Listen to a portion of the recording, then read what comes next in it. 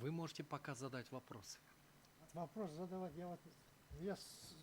Вы в этом случае должны или запоминать, или себя отмечать, чтобы об этом высказаться в процессе заключительной речи. Для того, чтобы вы высказались, вам будет предоставлена возможность. Вы же знаете, что в суде есть определенный порядок, определенная последовательность. Ну почему ничего не сказала? Она сказала то, что заложено уже в Конституции. Опять то же самое, что там можно, есть 244 статья, 242 статья, потом 341, замечательная статья, 341 статья Гражданского процессуального кодекса. Я на нее неоднократно обращался, на эту статью. Там есть специально такие, когда с документами придешь, когда это хорошие статьи, да, я с этим не спорю. Но это же волокиты, это уже до Конституционного суда надо найти. Это с первой инстанции надо пройти в апелляционную инстанцию, в третью инстанцию. Вы знаете, сколько это надо? Работать. А тут сразу же, если есть ответчик, значит, вон все, в суд идет. А если нет ответчика, суд не может идти. Вот это другое дело. Мы сразу же, 12 лет уже суды идут, понимаете, с 13 года. Что это такое? Как я вам сказал, вы сейчас можете задать все, вопрос. все, понял. Хорошо? Задавайте. Самат Хштубекович, у вас есть вопрос к представителю Верховного Вопросов на это, спасибо. Уважаемый судья, у вас есть вопрос? Да, пожалуйста, Чиновскорбек.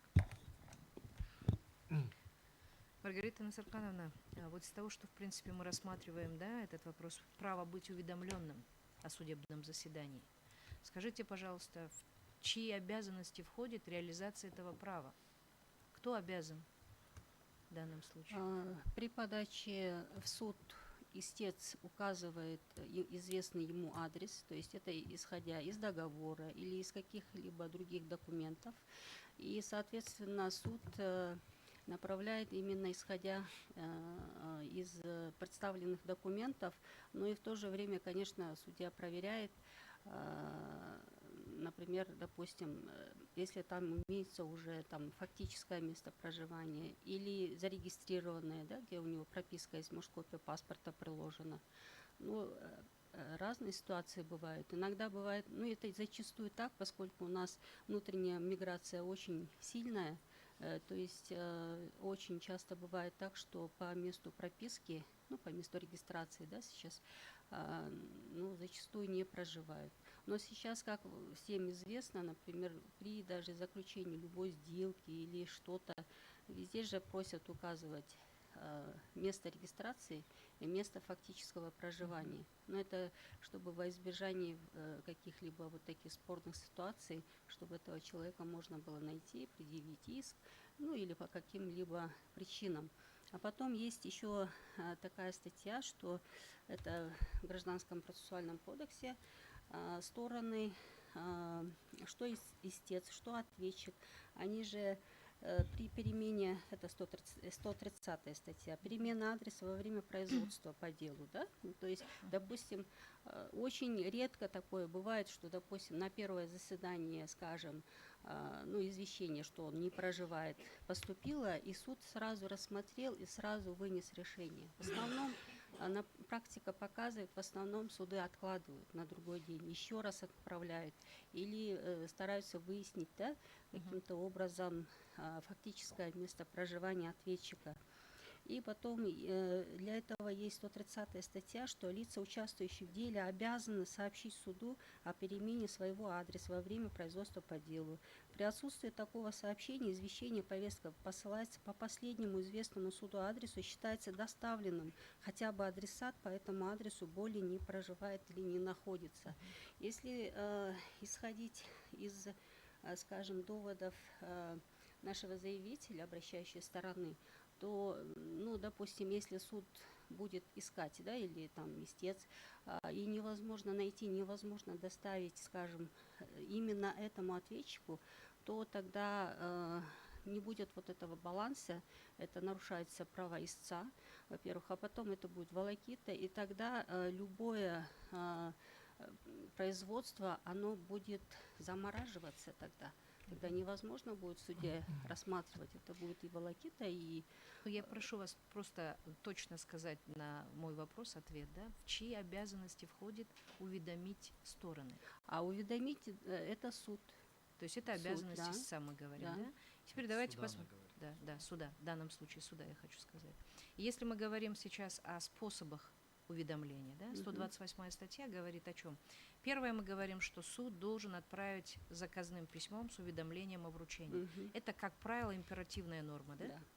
А вот часть 5 статьи 128, где сказано, что это право суда другими способами известить. Да. Это в Щас том я- случае, если есть согласие стороны другими способами известить. Так вы это понимаете? И Вот. практика такова, да? Вот нет, вот пятая часть, это было внесено, это последние вот изменения в данную норму, в данное положение, части 5. То есть мы его все равно рассматриваем как один механизм сейчас. Да, да, да. То есть в данном Но, случае, ответьте, пожалуйста, на вопрос, да? В данном случае вот для того, чтобы это вот телефонограмма, телеграмма, вот факсимильная связь, может быть электронная почта, может быть там по СМС-сообщению, да, но при этом согласие сторон должен То есть согласие стороны возможно, если ответчик хотя бы один раз пришел в суд. Да, если Согласны? он один раз пришел То есть в в суд, данном например, случае мы говорим, допустим, что бывает так, если ответчик ни разу не пришел в суд, значит, эти способы к нему не применимы. да, к нему не применяются, да. Хорошо, поэтому следующий тогда момент. уже мы Следующий по вопрос классической, можно да, будет, да, задать? форме. Тогда следующий вопрос, связанный со 129 статьей. Да?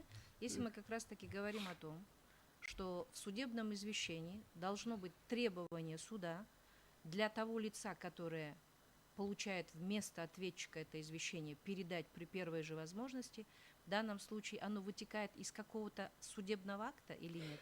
Здесь имеется в виду вот тогда, где вот согласие сторон, вот там подразумевается, что вот он дает, например, какой-то номер телефона, скажем, да, и у нас в инструкцию по делопроизводству в Верховном суде и местных судах там есть специальная норма, ну то есть пункт есть, каким образом это реализуется. То есть там у них это извещение не просто там СМС написали, скажем, в произвольной форме, да, там есть Есть специальная формы, да, форма, да, да, вот это да, вот все да. посылается, и когда согласие сторона дает, что он берет на себя обязательство, что если вот такое СМС поступило к нему, или вот как он там указал в своей расписке, да, тогда он считается надлежащим уведомленным только после этого. Но, знаете, вот на практике все равно судьи перестраховываются и очень, скажем, ну, слабо работает эта норма. В любом случае судьи перестраховываются. По классической форме мы письма отправляем. И теперь вот сейчас, до этого же сказали, по цифровизации, у нас уже законопроект имеется, мы согласовали, но проблема стала в финансах, то есть мы с Министерством финансов сейчас прорабатываем этот вопрос, чтобы это было уже процессуальным кодексом предусмотрена гарантированная доставка, гарантированный сервис доставки извещений. Вот так, оказывается, будет называться, и будет личный кабинет, и там вот вроде вот все вплоть до судебного решения туда будет отправляться. Это для того, чтобы это минимизировать расходы судов и бумаги, и вот таких вот спорных моментов, чтобы тоже не возникало. Например, допустим, мы тоже сразу отмели то, что там по WhatsApp, по Telegram отправлять, потому что мы потом не можем получить доказательства того, что действительно этот человек получил, потому что такого механизма нет, поэтому все вопросы мы обсуждаем, то есть это очень и дорого обходится суду и бюджету. Каждое письмо, даже вот заказное, 100 с чем-то сомов, 127 сомов, по-моему, каждое письмо. Если каждый раз откладывается, каждой стороне нужно будет так отправлять. В связи с этим работа ведется. Вот, Еще один вопрос я задам тогда. Мы не смогли получить статистику количества заочных решений в гражданском процессе. Какова статистика вообще? Как мы говорим, если ответчик не приходит, что проводится заочное решение, принимается заочное решение, заочное производство. Какова статистика в год? Скажите мне, пожалуйста. Сейчас я вам точно не могу ответить, но я могу представить, но на сайте Верховного суда есть раздел «Статистика», там по всем категориям. Мы и посмотрели, но не увидели. Именно вроде по там заочному должно было производству. быть. Хорошо, я вам представлю. Спасибо. Ну, все. У меня как бы в продолжение этой темы вопрос. В связи с чем вообще, ну, разумеется, в выработке вот этих механизмов, как мы уже сказали, да, право быть уведомленным о судебных каких-то разбирательствах, о судебных тяжбах, или, скажем, привлеченным к суду, право быть уведомленным об этом лежит в основе права на судебную защиту. Человек должен быть уведомлен. И все должны принять, все должно быть принято максимально мер для того, чтобы осуществить, реализовать это право. И в связи с этим вопрос, почему вот те механизмы, о которых вы говорили, электронные, ну, например, там WhatsApp, SMS, почему вы считаете, что это невозможно каким-то образом подтвердить? Это во-первых. И почему эти механизмы, для использования этих механизмов должно быть согласие участников процесса? Смысл в чем заключается вообще? Ага, Получение согласия. спасибо за вопрос. Для начала, почему это обязательно? Потому что для обеспечения состязательности сторон, да, чтобы ответчик тоже мог представить свои возражения. Нет, это понятно.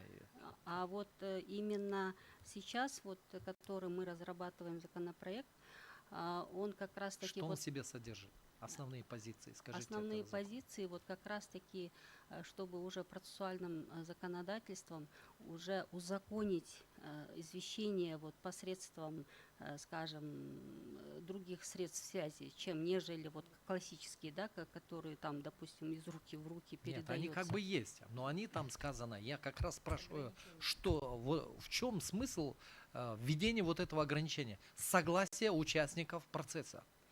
Вот до Там этого, есть законом да, предусмотрено, вот что до должны этого, использовать когда все формы существующие, электронные почты и СМС и тому прочее. мы хотели, вот когда изначально вносили последний раз изменения, радикально вот так без Но, этого согласия. но Но при обсуждении почему-то многие, включили уже при обсуждении да, этого многие законопроекта. почему-то посчитали, что это будет нарушать ну, права, и это будет жаловаться. Теперь, Даже говорили, что могут признать неконституционным, даже вот такие вот Да, вопросы конечно, что- были. И, вопрос следующий, да? Разумеется, право на быть уведомленным о судебной ответственности, да, оно лежит в начале, в основе права на судебную защиту. И, разумеется, должно быть максимально принято мер для того, чтобы как бы Здесь- реализовать вот эти права, да? Теперь скажите, вообще судебная система имеет доступ к вот этим регистрационным системам, да? То есть по Тундук, месту да? жительства, да, Тундук. Там еще какие там системы есть? Да, или, скажем, вот к системе, например, мобильной связи, то есть к вот этим компаниям, которые, операторам сотовой связи, которые, в отношении у которых есть вся база данных, Да, кто в использует настоящее конкретный время какой-то. имеются у нас договора именно с этими, с операторами мобильной связи, которые, скажем, при наличии спора, допустим, они скажут, мы не получали, да, допустим, смс-извещение. Нет, для получения вообще, скажем, информации о наличии источника связи. Телефона, например, у человека, чтобы выяснить зарегистрированный номер телефона. Вот такого еще нету. Но если, например, вот как здесь написано, согласие сторон, допустим, да, если, скажем, мы отправили, у нас есть отметка, что он получил, а если он потом, как бы, скажем, это опровергает, то мы можем это проверить. Вот на пилотном режиме это апробируется сейчас, но мы хотели бы это законодательно закрепить, чтобы это была уже обязанность, то есть вот, процессуально это все закрепить, это бы и, скажем, экономию привело бы, и, ну, все-таки, мне кажется, сейчас это и актуально, наверное. Хорошо, больше нет вопросов. Присаживайтесь. Спасибо.